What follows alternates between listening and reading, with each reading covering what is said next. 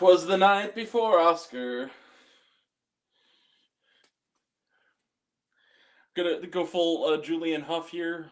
Make the cringiest red carpet opening song ever. Hi everyone, it's me, Grant, the movie and TV guy, and welcome to the Oscar Catchup Roundup.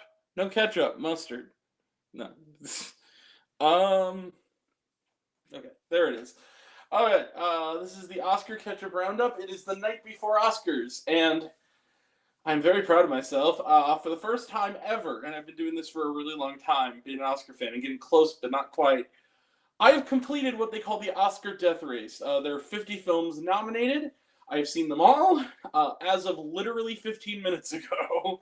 So this is what I would like to call my Oscar death race sort of catch-up. No ketchup, mustard. Most of what has been nominated we reviewed here, either just naturally the film coming out or catching up on said films. But we still had 12 films, feature films, that I missed, and so for the last week or so, I have been looking through streaming services, streaming VOD, the high seas with a couple of these. I literally had to go, Reddit was my best friend. For a couple of these. I'm just going to be full disclosure. Some of these, unless you live in Los Angeles, are next to impossible to see right now, unless you travel the high seas of the internet. So, but that being said, we found them, we watched them. There was doubt about one of them, but I watched it today. I finally got a copy. So, we are done. 50 movies. And so these 12 films are just, tonight, it's going to be a quick stream. Probably no more than like a half hour at best. We're just going to do some quick hit reviews for all 12 films. We are going to begin in the order in which I watched them. So we are going to begin with... Come on. The Voice of Hind Rajab. This is... Hey, what's up, Patrick? How's it going? Yes, please show Patrick. Please show Patrick. He's not a Krusty Krab. He's Patrick. This is the Voice of Hind Rajab. This is a Tunisia's entry for the Best International Feature Film Oscar, and it was nominated for Best International Feature Film. This is a film that it tells the story, the shattering true story of a young girl named Hind Rajab, or Hanoud, as she often went by, living in Palestine during the conflict that's been going on between Israel and Palestine. And this mixes real audio with dramatization. It is directed by a filmmaker by the name of Kawthar Ben Hania. It's a woman. She directed it and wrote it. And this is based on actual dramatizations of actual rescue workers, this relief group, and trying to rescue this little girl who, in the heat of all this stuff, is trapped in a bullet-laden car. Her aunt, uncle, and cousin are all dead, and she is begging them to come get her, and various red tape and bureaucracy bullshit is kind of keeping that from happening. And we hear the voice of this actual little girl, and spoiler alert, this is a historical event. They establish at the beginning that this is what happens, so it's not really a spoiler. Hind Rajab does not survive. She does not make it. Comes a point where the call cuts, and we find out that they found her later on.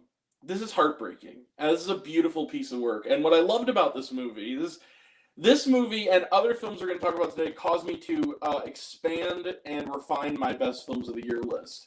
So I just put it out on Substack, a sort of new, updated version of that. And I did some shorts. Because this film completely devastated me. This was truly a brilliant piece of not only filmmaking, storytelling, and this could have so easily become exploitative in the wrong hands. But it doesn't.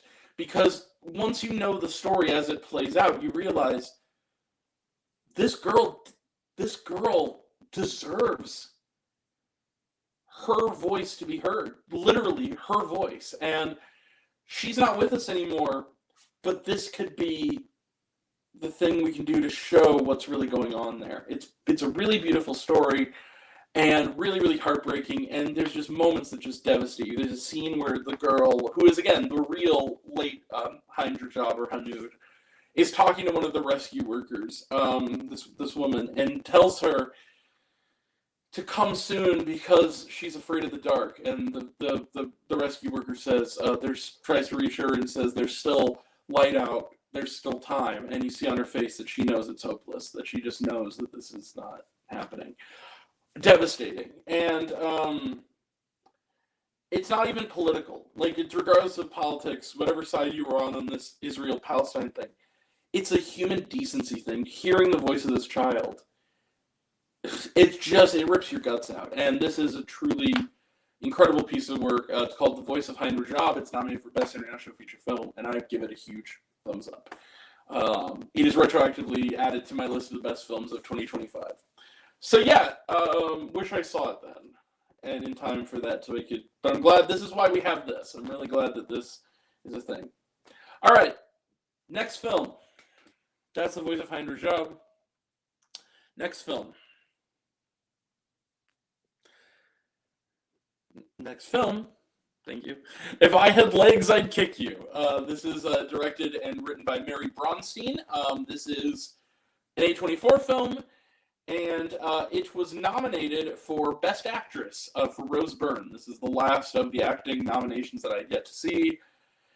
And the film is about a mother, played by Rose Byrne, whose daughter has this very, very, very rare medical condition. She basically has she had to have like a feeding tube in her stomach, and we never until the last shot of this movie see the kid.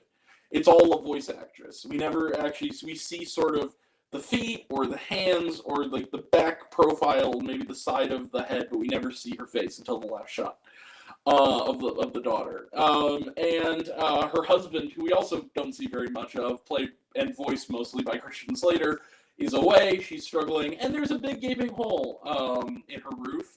There's water damage caused it to cave in. She is a therapist, but she also has a therapist as well. No, solo tonight, Quinn. But we will be doing next week. Hunter and I will be doing, and maybe Joe will be doing a post-Oscars discussion. So tune into that. We're playing on that next week, maybe Wednesday or Tuesday. So yeah, this is Rose Byrne. Like I said, the roof is caving in. She is a therapist, but she also has a therapist, arguably the shittiest therapist in human history, played by Conan O'Brien, who's also really good here. And this is about the dark side of motherhood. This is about this woman who's clearly having an emotional breakdown, and you're angry on her behalf because nobody's helping her. It's an anxiety attack. She's staying in a motel where mostly with her daughter while her roof is waiting to get fixed, which is occupied by mostly assholes, except for an intriguing figure played by A$AP Rocky, who's also quite good here, who sort of befriends her in a lot of ways, kind of tentatively. If I'd like to kick you, I really wanted to love this movie. I came around to just really, really liking it. Now, that being said, I was planning initially to see this theatrically. My theater had a screening for it that they canceled literally the day before. Like, it got pulled from the schedule, so I didn't get to see it. Back in, I think it was November, we got it, and then we didn't have it. So I didn't see it. I didn't get a chance to. But I was looking forward to it because it's Rose Byrne and it's A24 and all that stuff. I liked it. I liked it enough to recommend it, but I do think that sometimes the movie just seems a bit like a succession of chaos, and I understand that's what it's for, but I think that the chaos itself doesn't really have a through line other than this mother is having having a really hard go of it. Like, and when you compare it to something like, say, Mary Bronstein's husband co-wrote, Ronald Bronstein wrote Marty Supreme, which was one of my best films of the year, the minute before. That film had a lot of incident, but there was like a through line to it. There was a goal. My issue with I Had Legs, I'd Kick You is I felt like a lot of it was a succession of scenes that kind of repeated themselves and kind of had this. It was they would have a scene where she's talking with Conan O'Brien and he's being comically unhelpful. Or she'd have a scene with the sort of bitchy girl who runs the front desk. And then she would have a scene with A$AP Rocky. But they all kind of bled together. It became kind of a thing. Also, the movie's all of 2 hours. It does not need to be. This is a 90-minute movie. But here's what I think works about it. I think that the filmmaking by Mary Bronstein is quite good. I think that the actual dialogue writing of this script is terrific. I think the actual, like, verbal writing, more than the story writing in this, is very, very good. Like, the dialogue is really, really good. I also think, and I guess this goes without saying, that easily the best thing about If I Had Legs, I'd Kick You, and the thing that definitely is deserving, is Rose Byrne's performance. I think she's truly outstanding in this film, totally deserving of the Oscar nomination. Honestly, maybe deserving of the win. She's that good. But yeah, overall, it's a flawed film, but I liked it. I did really dig If I Had Legs, I'd Kick You, enough to recommend it, enough to give it a moderate thumbs up. I think that it is a good film. I wish I could love it. I know a lot of people did. I think the pieces are there. There's great stuff here. I don't think it always comes together the way I wished it would, but I think what carries it along is the strength of Mary Bronstein's writing and filmmaking, and of course, Rose Byrne's performance. So yeah, If I Had Legs, I'd Kick You. Solid one. I enjoyed it. Glad I saw it. All right. Next film.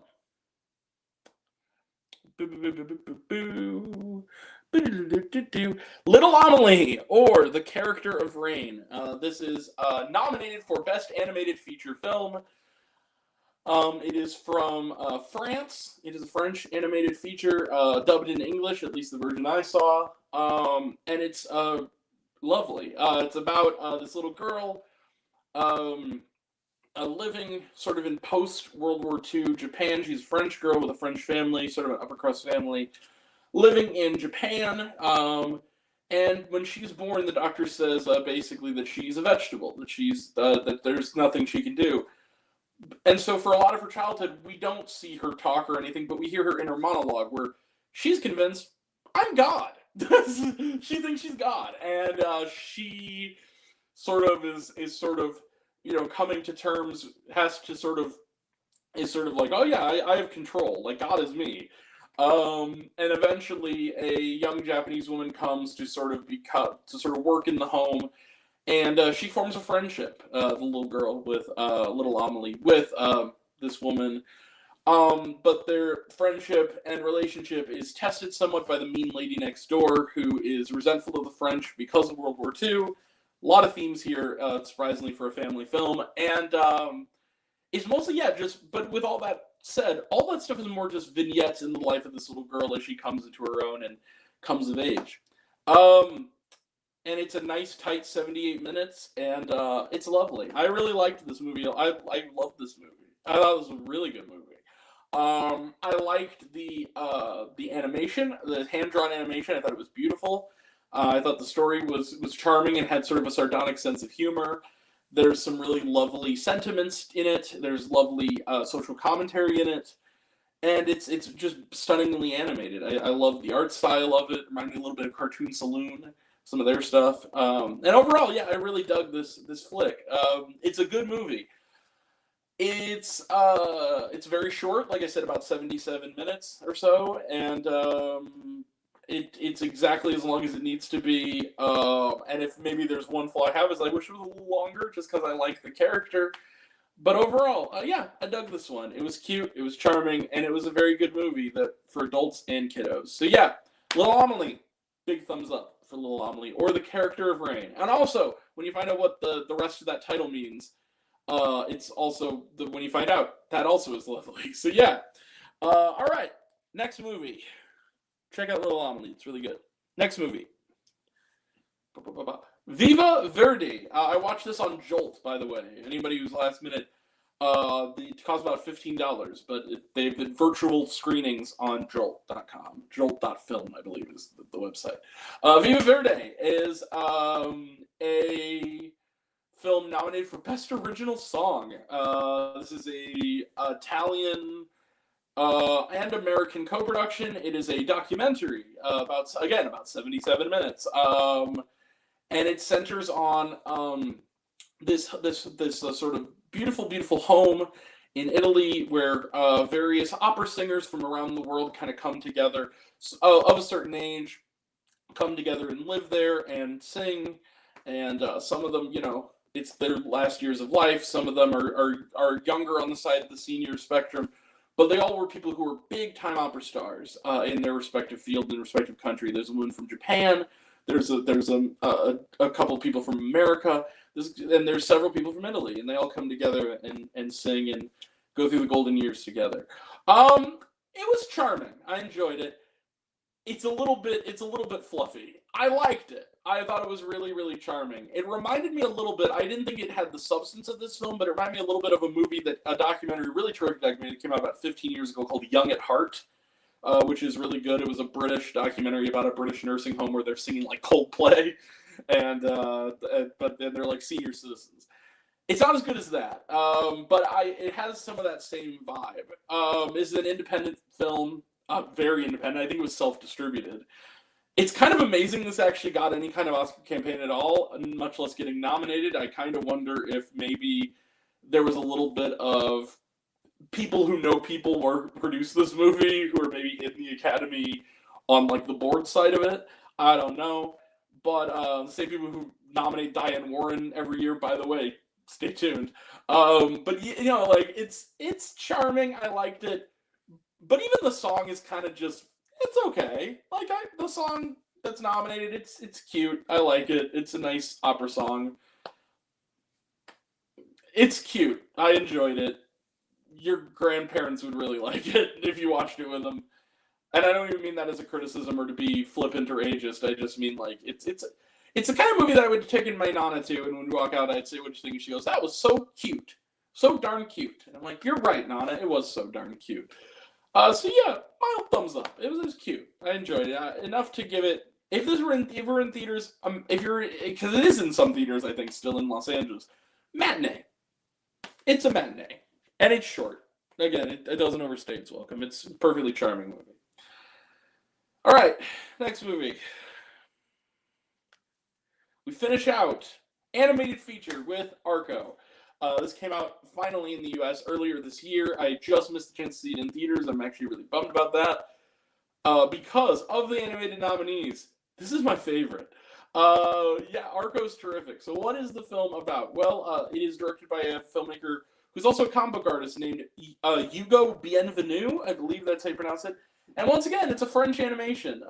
This time, again, dubbed into English with an all-star cast this time, including Natalie Portman, Mark Ruffalo, Andy Samberg, Will Ferrell, Flea, really big cast here. And it's a story about a young girl from the future, well, from our future anyway, 2075, the not too distant future, next Sunday AD, 2075, and even further in the future in like 29 something, I think it's like 2948 or something.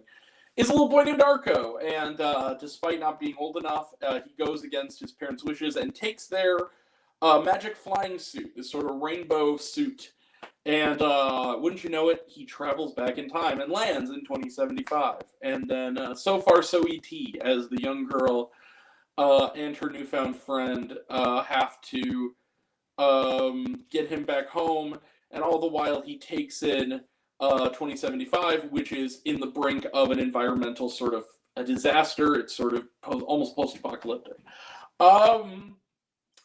This is terrific, and it is a familiar, I guess, narrative.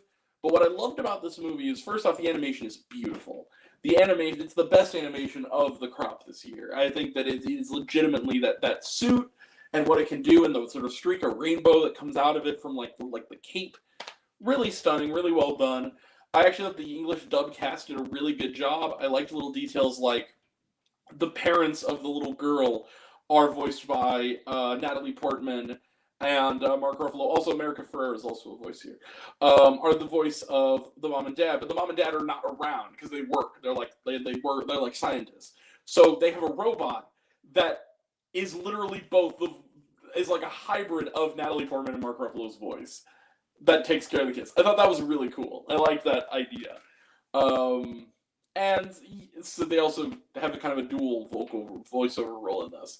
Yeah, it was really neat, and I thought that the science fiction style thing of it, you can tell that Mr. Bienvenu loves science fiction, especially old school sci-fi comic books. There's a little bit of the Iron Giant here in a way.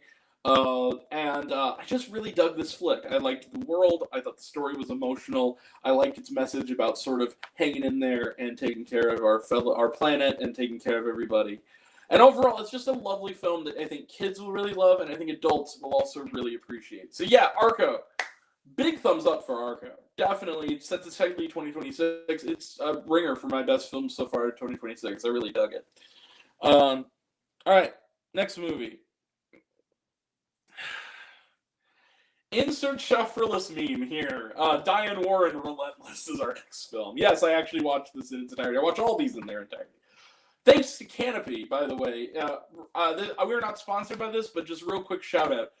If you have a local library in your town, and I'm sure you all do, it is worth getting a library card literally just to have access to Canopy. Canopy is one of my favorite streaming services. It's literally indie and art house films and documentaries. And it is totally free. All you need to do is have a library card. As Arthur the Aardvark once sang, having fun isn't hard when you have your library card. So get one, get Canopy, and you can watch lovely films. And you can also watch Diane Warren, which is what I did thanks to Canopy. Two screening passes on Canopy went toward this movie. Okay. Let's start making the jokes now. This was nominated for Best Original Song. This is the last nomination for Best Original Song that I've seen. It is a documentary about Diane Warren, who has literally this is her 17th nomination. Yes, it's for a song she wrote that Kesha, yes, remember Kesha, performs at the end of this movie. And it's fine. Doesn't sound much different from anything else you'd hear in the top 40, but it's fine. It's okay. Really, nothing from Wicked for Good? We're gonna do this? Okay, cool. Okay, before anybody will ask me, like, oh, Grant's going for low-hanging fruit, I'll say the things I liked about this movie, because there are a few things I liked about this movie. One, it was kind of fun playing, oh, I didn't know she wrote that kind of game for 90 minutes. For instance, ooh, I didn't know Diane Warren wrote Don't Want to Miss a Thing from Armageddon. Ooh, I didn't know she wrote If I Could Turn Back Time by Cher. Ooh, I didn't know she wrote, How Do I Live Without You from Con Air. Like, that was fun. Diane Warren seems cool. She's a talented person. She's also neurodivergent, apparently. She's autistic, which is cool. Nice role model for autistic people with all her success. The problems of this movie are really not Diane Warren's fault, necessarily. Also, there's a part where she talks about teaching her parent how to say fuck you, and that was funny. Genuinely funny. And this movie felt like the kind of film you'd show at somebody's retirement party. This was flat as fuck, guys. I really didn't like this very much. It was just kind of... Diane Warren is so cool. She deserves an Oscar, the movie. 96 minutes of... Isn't Diane Warren cool? She sure is. She deserves an Oscar. I mean, I guess. I kind of agree with that. I don't know why I have to make a movie about it. I also thought that, song aside, and the song is perfectly good, like that performance of that song that Lady Gaga did a few years ago, the When It Happens to You thing, was the best performance of that night, and I do think the song was really good, and it probably deserved to win that night over Writings on the Wall from Spectre. But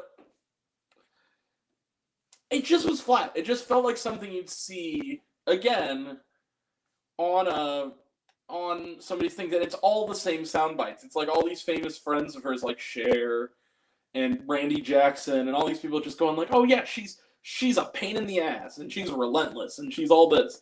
It's like, I mean, yeah, she's talented as hell. Like, I'm not denying this, but that's kind of all they got. There's not a lot of really... The closest we get is she talks about when she was the victim of an assault, and how that relates to the song, and why she wrote wrote it for that film that was nominated, which was, I believe, a documentary about sexual assault, essay. That was insightful. I thought that was really moving.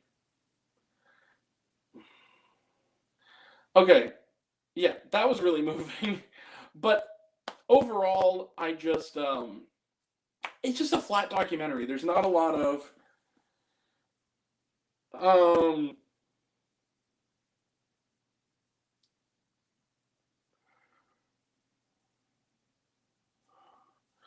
okay, sorry about that. Yeah, it was just kind of flat. It just wasn't. It just felt like something like a PowerPoint presentation. Thumbs down, moderate thumbs down. I'm not saying it's terrible or anything, but it's just get out of here. The only reason this is not is because Diane Warren wrote the song, and the song's not that great to begin with. If you'll excuse me, I'm going to just okay. In about 10 minutes, I'm going to take a quick intermission. So hang in there, babies. I'll be back. But in the meantime, we can get a couple of these out of the way. We're getting there. We're about halfway down the pile. My mom says hi. Hello, Quinn's mom. How you doing? How you doing? How you doing? These are my eating pants. Okay. Next movie, The Alabama Solution. This was nominated. Now, the next 5 movies are all in the same category. Yes, this is my chance to review the documentary features. First up, The Alabama Solution. This is nominated for documentary feature. Okay. In the Oscars, and it's and okay, sorry, threw off my groove. Be blowing up my phone. My apologies. The benefits of live broadcasting, everybody. Sometimes shit happens.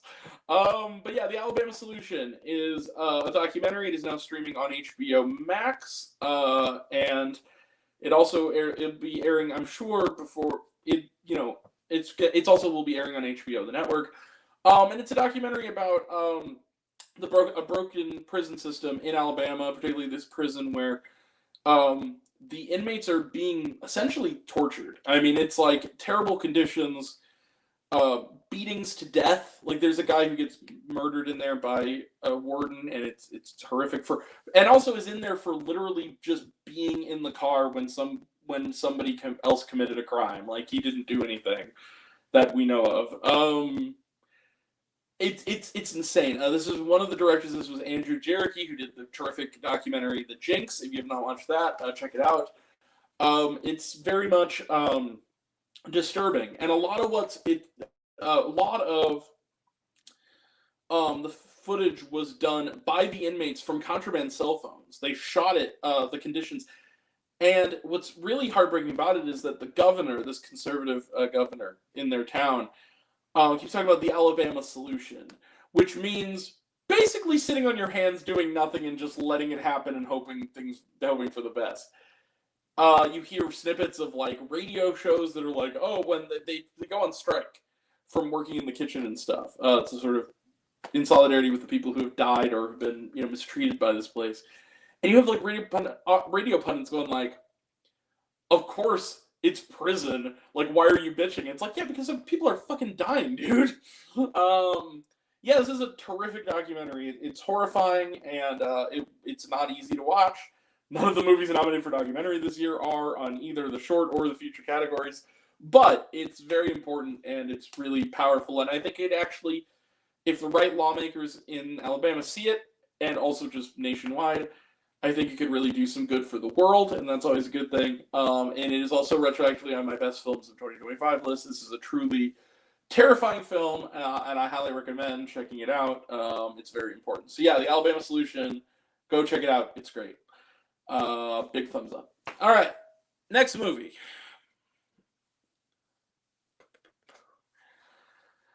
Come See Me in the Good Light. This is streaming on Apple TV+. This is also nominated for Best Documentary Feature, and it centers on the work of the late poet Andrea Gibson, and their marriage to their partner, Megan, and this is about the last years of the last year, they believe, of their life after getting cancer. And they're a poet. and their partner is also a poet and a professor of poetry. And this is about them planning their last tour, their last show, which with big help from the film's producer, Tig Notaro. Um, it's a lovely documentary. It is very moving. It's very romantic.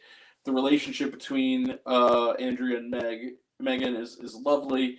It's very very insightful, and it's done in such a way where it's so human that even lines that sound said by Andrea Gibson and their partner that could have come off as sentimental in a fiction film ring true. Like there's a moment where Andrea is talking about to their partner Megan about how like whatever you're going through, make it love. Like the struggles whenever you see something horrible, whatever something bad is happening, make it love. Realize that it's love that you're going through. Something to that extent. And I thought that was beautiful. It is very much, I think, the thematically the least filled with social commentary of any of these documentary features, so I don't know how much of a chance it has at winning as much, but I thought it was a very, very good documentary, and I thought that actually the song at the end, which was performed by Brandy Carlisle and Sarah Bareilles, was way more deserving of that Best Song nomination. Let's be real. It was actually a pretty lovely song at the end. Sarah Bareilles also is an executive producer here. Yeah, really terrific film. Come see me in the good light. It's on Apple TV Plus. Go check it out. It's really super good. All right, next movie. Come on. Cutting Through Rocks. This is nominated for Best Documentary Feature as well.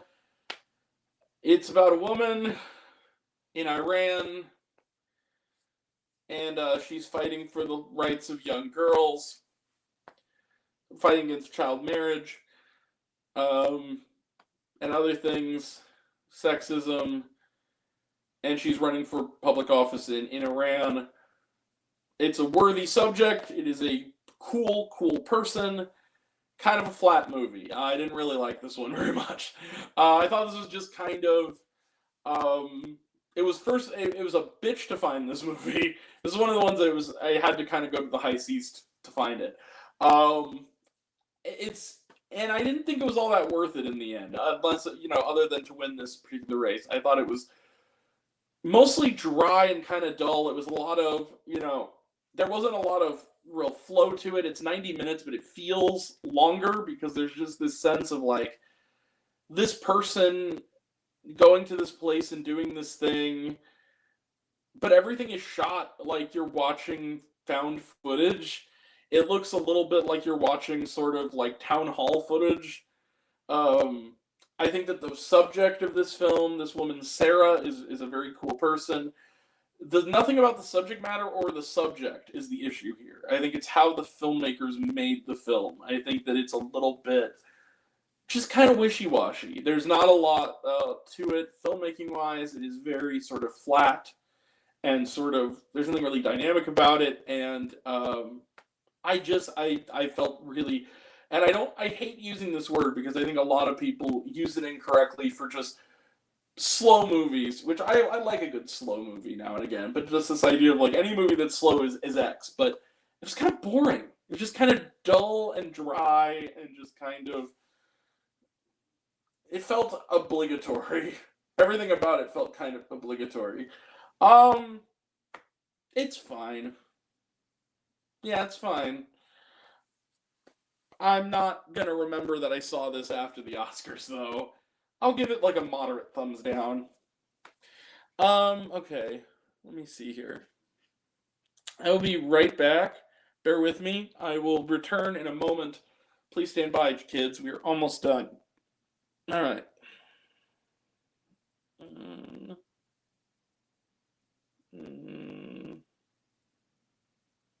Okay.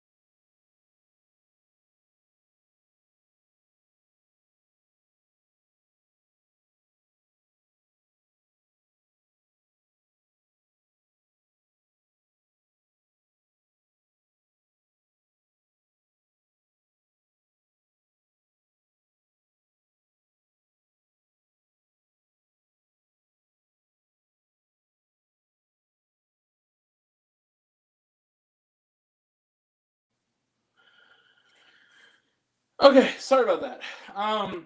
So yeah, next movie. We're getting to the end here. Getting close. Oh, next movie. Oh, wait. Before we get started, let's got some comments. Boom. Jeopardy music. Okay, Quinn. Nice. Boom, boom, boom, boom. Oh shit. Now Alex Trebek's children gets a residual. Thanks, guys. Let's rest in peace, King. I'm not noticing to Alex Trebek. He was a real one. Let's all go to the lobby and get ourselves a snack. Yep. Don't talk. Watch. If you talk during this movie, I'll cut your lips off with a linoleum knife. In case you don't know what that's from, go watch Aqua Teen Hunger Force the movie. Like, just don't even get a reason. Just watch at least the opening 5 minutes. All right, next movie, guys. Mr. Nobody against Putin. This is more like Poopin, am I right? Oh crap! Boo-doo-doo-doo. The Russians have shut me down. Knock knock your bitches, Kevin. All right, Mr. Nobody against Putin. This is a documentary about a Russian school teacher. He is named. Let me look him up. He's also one of our directors. Let's make sure I got the name right. I'm probably gonna butcher it. Sure I got this. Pavel Talankin. I hope I'm saying that correctly. And he's a school teacher. During sort of the conflict in Russia and Ukraine, which is still ongoing.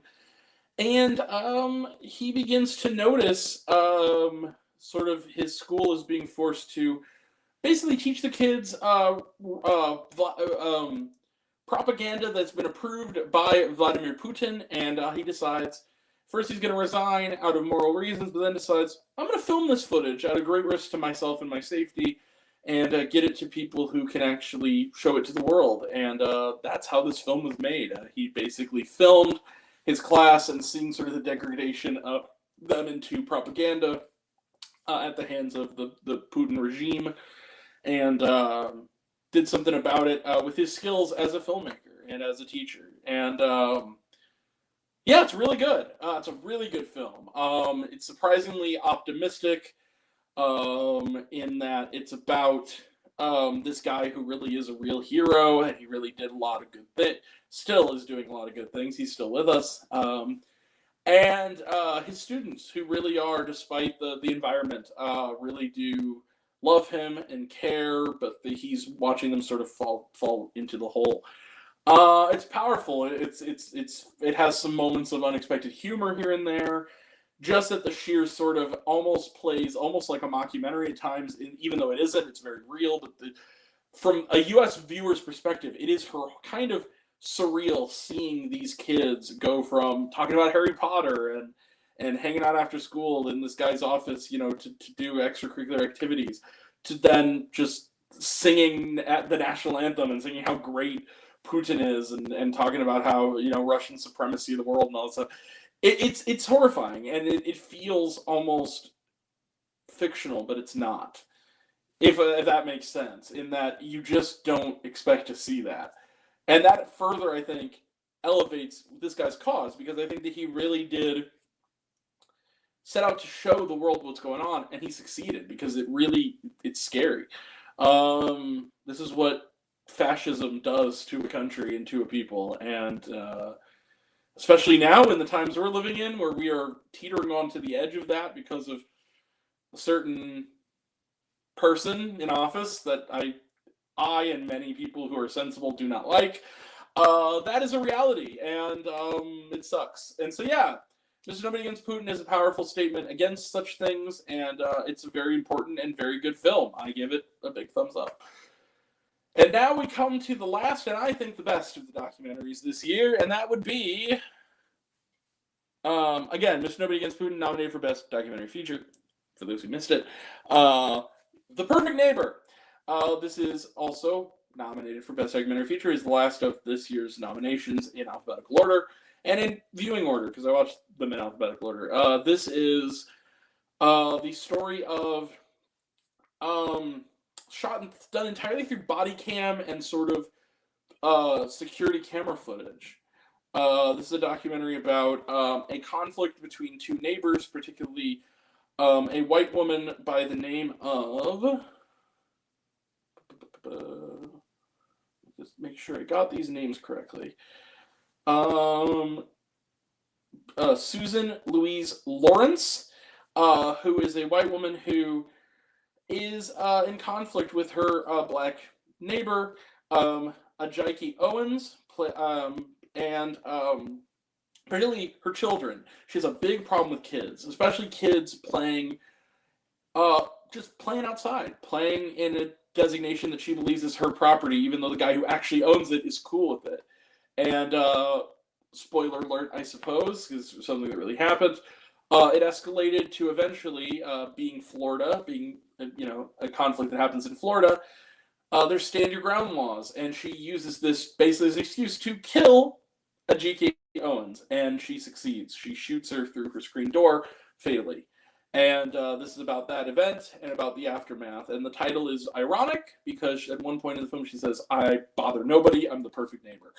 When actually she bothers everybody, and she is the very opposite of the perfect neighbor. She's a killer and a psycho. And this is devastating. This is a truly heartbreaking, important, powerful movie that is also scary as fuck. This woman is terrifying. And also, fuck this person. She basically used a flawed law of the Florida state laws as an excuse to, honestly, in probably a very racially motivated way, murder an innocent woman, and basically leave her sweet, sweet children without a mother because of her evil. And this movie doesn't flinch. This movie doesn't avoid this. It really shows it for what it is. Actually, believe it or not, this film is directed by Geeta Gandbir, who is nominated for two films this year. She also was nominated for the terrific documentary short nominee, The Devil is Busy, which we've reviewed when we reviewed the documentary shorts a couple weeks back. I saw those theatrically. This is another great film and this is her first, I think, feature from Miss Gambir, and it is truly devastating. I mean, it punches you in the throat. There's a scene where the young boy, this little boy, is told that his mom's not coming home by his father. They get the word from the cops, and this boy's face, and he says, "I don't know what to do." Something he said, "If I don't know what to do, my heart is broken," through his little tears, and it's heartbreaking. I mean, it rips your guts out. And then you get to the interrogation where you just see the psychosis of this woman. It goes on forever, and it's just cringeworthy and disturbing the way that she just will not accept the fact that she did something horrible and that she deserves the punishment for it. This is just an important, powerful film. It plays like a thriller almost, but it's all too real. It is a real thing that really happened, and it's the best documentary that's nominated of the year, and it's the best documentary feature nominee of the nominated batch, and it's retroactively on my list of the best films of 2025. It's The Perfect Neighbor. Go check it out. It's on Netflix. Once you see it, you'll never forget it, and I'm going to give it the biggest thumbs up. It's a terrific film. And finally, it's the final film on this here show tonight, and that is the one that was the hardest to get a hold of. It was a bitch and a half to get a hold of it. Come on. Kakuho. This is nominated, the last nomination I need to see, for Best Makeup and Hairstyling. You're probably wondering, Grant, what about The Ugly Stepsister? Well, if you're new to this channel, go back into the archives. I saw this in a theater in April of The Ugly Stepsister. It actually was on my list of the best films of 2025, so go check it out. My review for it, it's in there on the playlist somewhere. But yeah, this is Kakuho. This is a 3-hour-long Japanese melodrama about kabuki. It's mainly about the sort of lighthearted rivalry / friendship / brotherhood between two kabuki performers. It's set over about 50 years, and it's sort of about their struggle with all these other little subplots going on.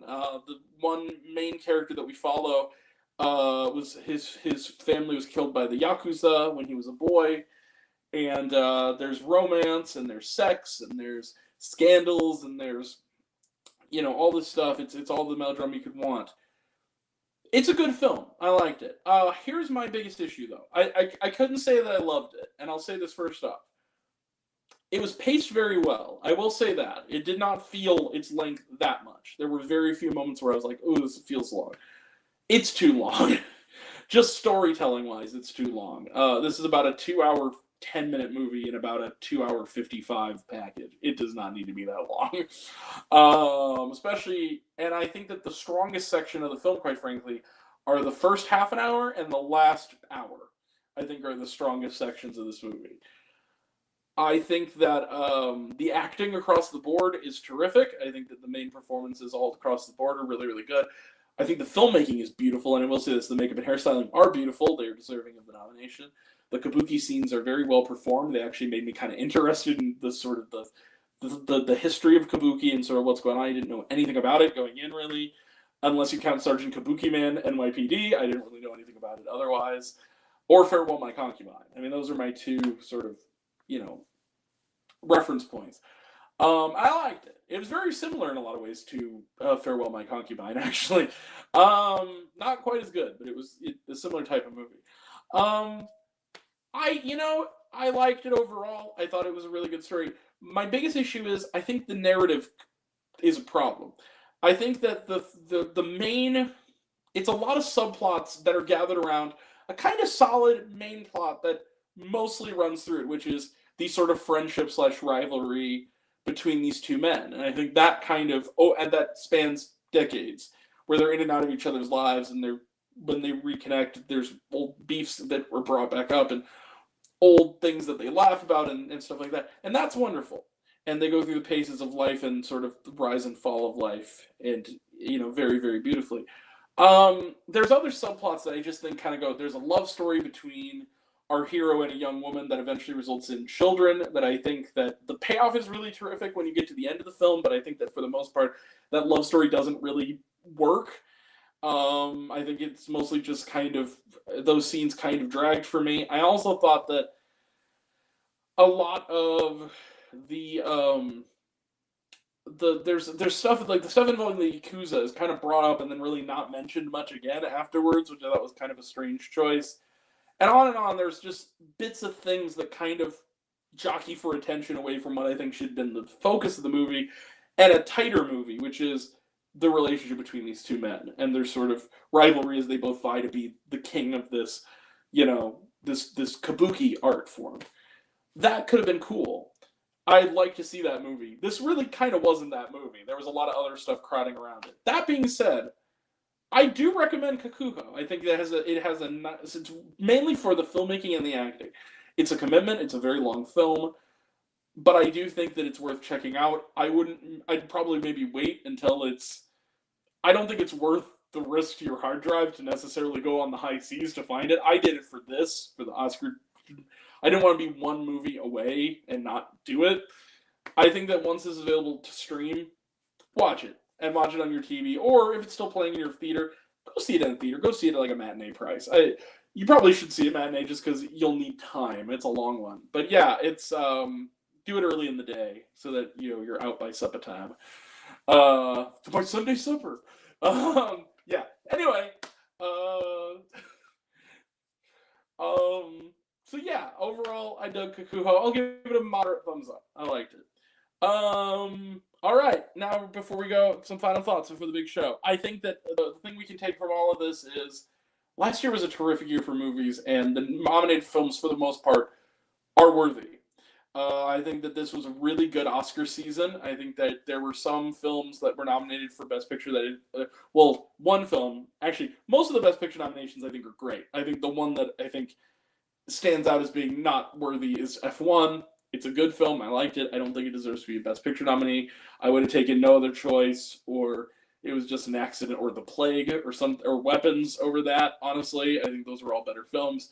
But overall, I think that the nominated films deserve, or The Testament of Anne Lee, for that matter, they're just, there were better films this year. I saw a lot of them, and there were better ones that you could have nominated. But anyway, overall, I think the nominated films are worthy. I think they're good, and I can't wait for tomorrow. I can't wait. I'm going to be, weather permitting, I hope so.